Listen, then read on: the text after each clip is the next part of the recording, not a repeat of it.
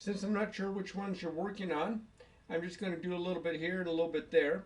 The first four problems, odd numbered problems, are the matching problems. And you can get the matching based on the vertex and if it's been reflected. So let me show you here that traditional form for a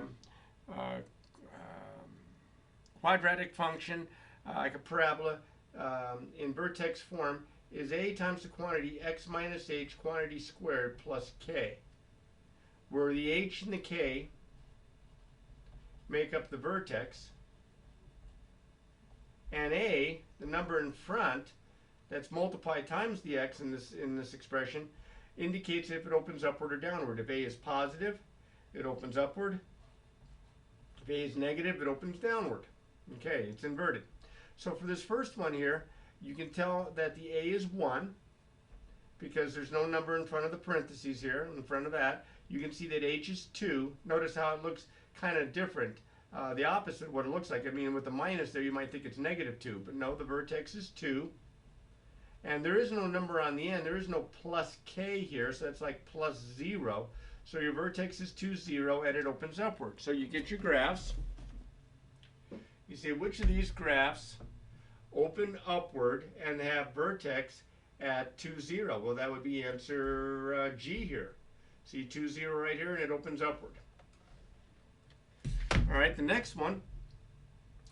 This has no number that's being added or subtracted from the x, like in here. So that means h is 0, because x minus 0 is just x squared. So coefficient there of the x squared is 1, so it opens upward.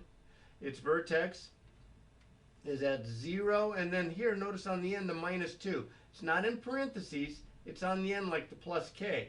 Well, in this case, notice it's plus k, so this looks like a minus 2. It is a negative 2 as far as the y value of the vertex, which is going to be kind of like the bottom point because this one's going to open upward. So the vertex is at 0, negative 2. It opens upward. These are the ones that open upward. This is the one, where is it at here? Oh, there's this one opens upward as well. This is the one that's here at 0, negative 2. That's your, was it negative 2? It was negative 2. So that's your y-intercept. Next guy up, I'm going to rewrite it. I'm going to put this with this term first. I'm going to write this as the opposite of x minus 2 quantity squared, and that's a positive 4, so plus 4. So you can see how it looks a lot more like this form now here, this vertex form. I think the book calls this standard form. I have to check to see for sure. I believe, yeah, they call it standard form. I used to call it vertex form, but that's fine. So in this case, your vertex, here's your h, here's your k. Your vertex is at 2. Remember, it's kind of the opposite how it looks inside the parentheses, exactly how it looks outside the parentheses.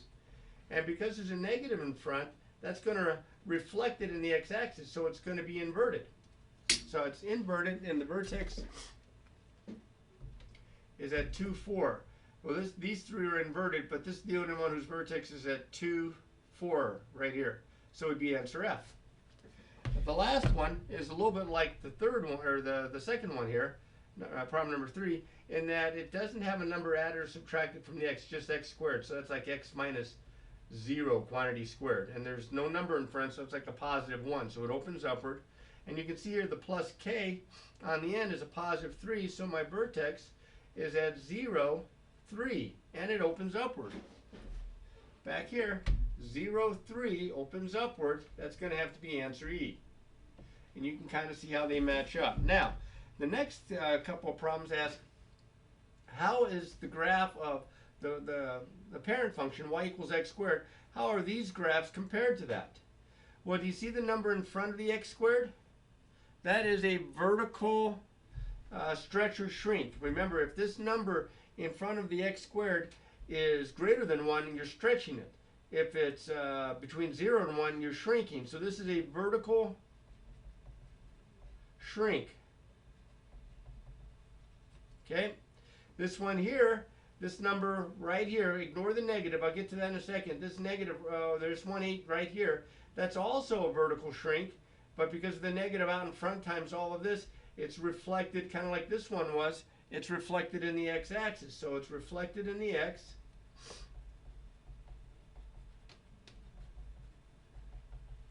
and it's a vertical shrink. Okay, compression, however you want to think of this. This one here, it's a positive number out in front, and it's greater than 1. So this is a vertical stretch. Remember, if A is greater than 1, it's a vertical stretch. If A is between 0 and 1, and you just ignore negatives and such, because that's going to be reflection, it's a vertical shrink. Okay? And this is, again, ignoring the negative right now, this 3 is greater than 1, so this is a vertical stretch, but because it's negative, it's reflected in the x-axis. So it's reflected in the x-axis, and it's a vertical stretch. I could spell it. There you go. All right. Now, the next problem, say, sketch the graph of the quadratic function. I don't have graph paper with me, silly me. Should have grabbed some.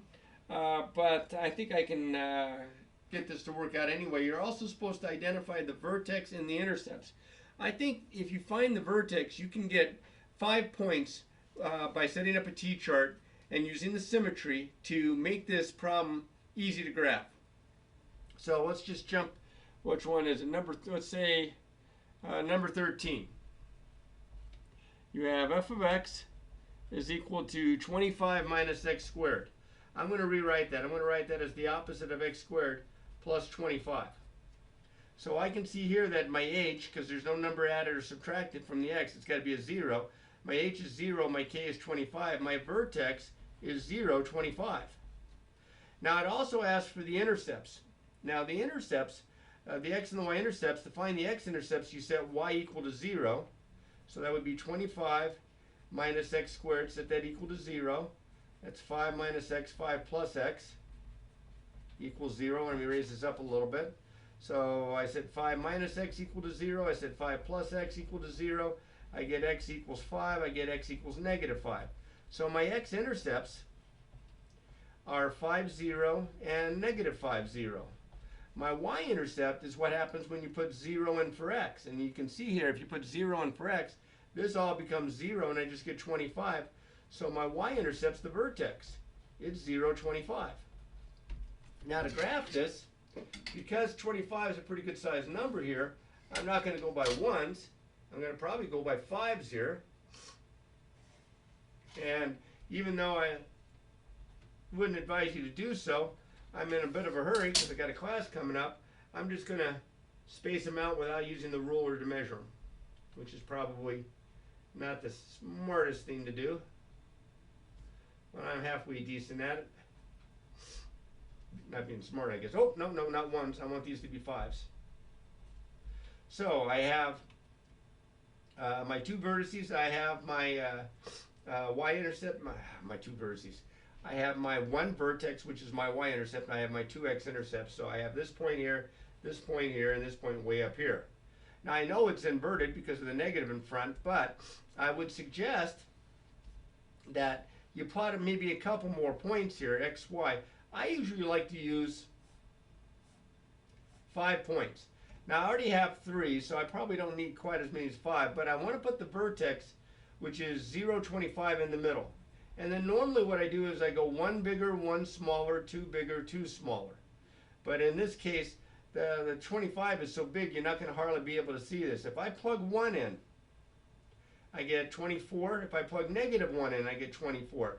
That's because of the symmetry of the graph. If I put 2 in, that's going to be 21, and this is going to be 21. So it's going to be very difficult to tell 1, 24, negative 124, and then 2, 21.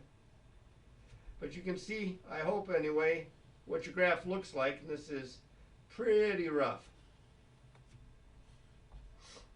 Okay, and your graph looks something like that. And there's your intercepts, and there's your vertex. We'll do one more like that, only maybe, let's try 17. 17, you have f of x is equal to quantity x plus 4 quantity squared minus 3. I like this because this one's already in standard form. I can see that my vertex Remember, it's the opposite of what it looks like inside, because this has to be in the form x minus h, so h is -4, -4, -3. I know it opens upward because a is positive. It's a positive 1 there. So here I definitely would make a t-chart, x and y. 5 points is plenty.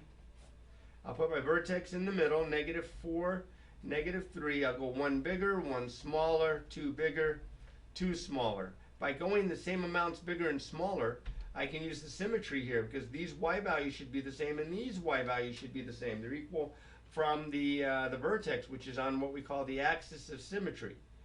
And I don't know if he's talked about that. I would imagine he has. I'll draw that one in on this one. So if I plug, let's say I plug -3 in. -3 plus 4 is 1. 1 squared is 1. Minus 3 is -2. If this is -2, this will be -2. But let's just show you. Plug -5 in. -5 plus 4 is -1. -1 squared is 1. 1 minus 3, no, -2. Plug -2 in. -2 plus 4 is 2. 2 squared is 4. Minus 3 is 1. This will be 1. So now when I go to graph this, and I would graph this definitely on graph paper. See, all my x values are way small as far as negatives and such. Might have to, yeah, that's probably enough. Let's go ahead and mark it off this time so it looks better. 1, 2, 3. 1, 2, 3, 4. And 1, 2, 3, 4, 5, 6, 7, 8, 9. That's more than enough.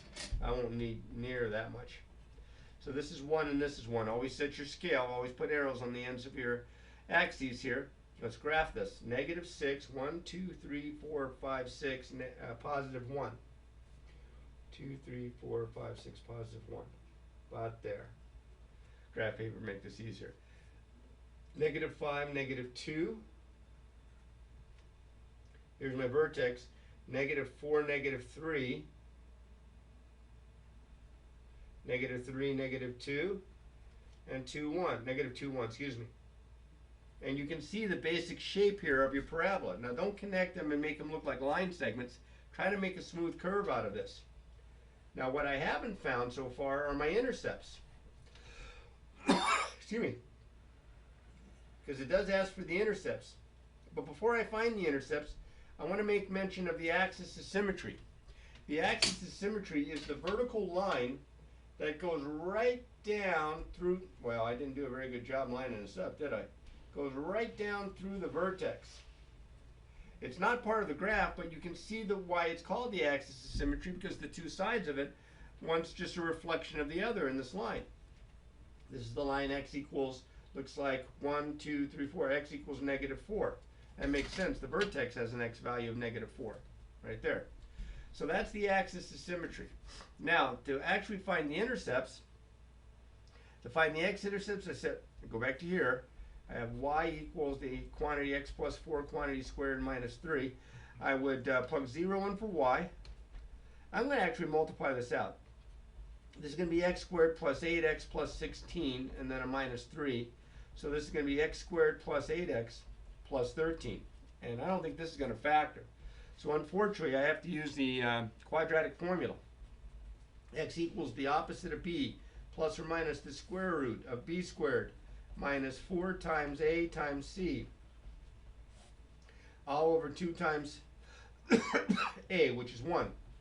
So I get -8 plus or minus the square root of, now that's 52, so 64 minus 52 is 12, all over 2.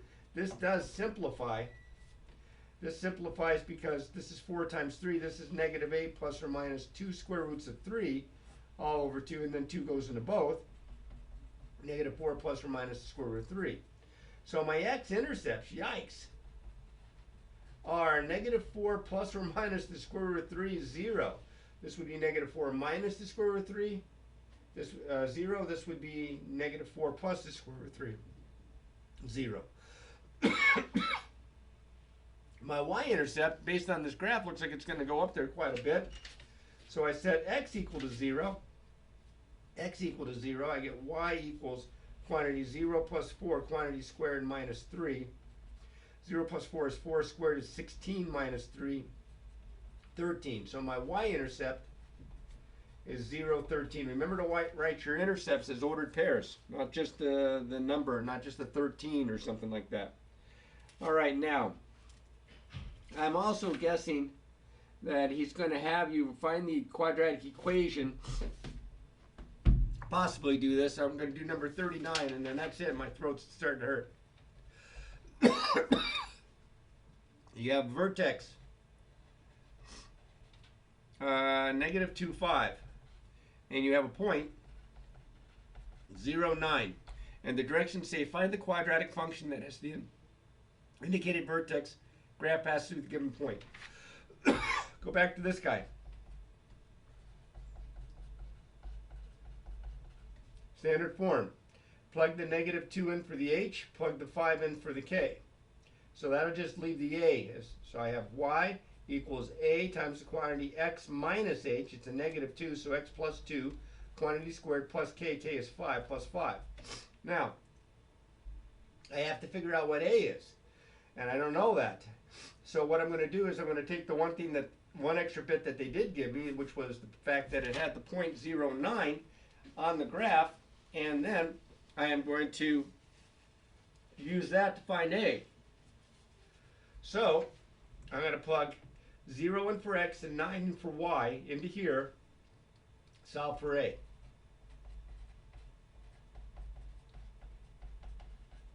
So I get 9 equals a. This is going to be 0 plus 2 is 2, squared is 4, so times 4 plus 5. I'm going to subtract 5 from both sides. I get 4 equals a times 4, which is 4a. Divide by 4, I get a is 1. So the 1 goes right in there. I get y equals 1 times the quantity x plus 2, quantity squared plus 5. Or better yet, I'm going to change this to f of x. You don't need to put the 1 there. You can just write quantity x plus 2, quantity squared plus 5. All right, so now, I don't know if he's got anything else on there other than that, but there are all sorts of interesting problems that you can do, including you may have to complete the square, but I doubt if he had that today. You never know, but I doubt if he had that today. So anyway, here's some good problems for you to practice. And work on your assignment, and if you have questions, give me a call. Take care now. Practice, practice, practice.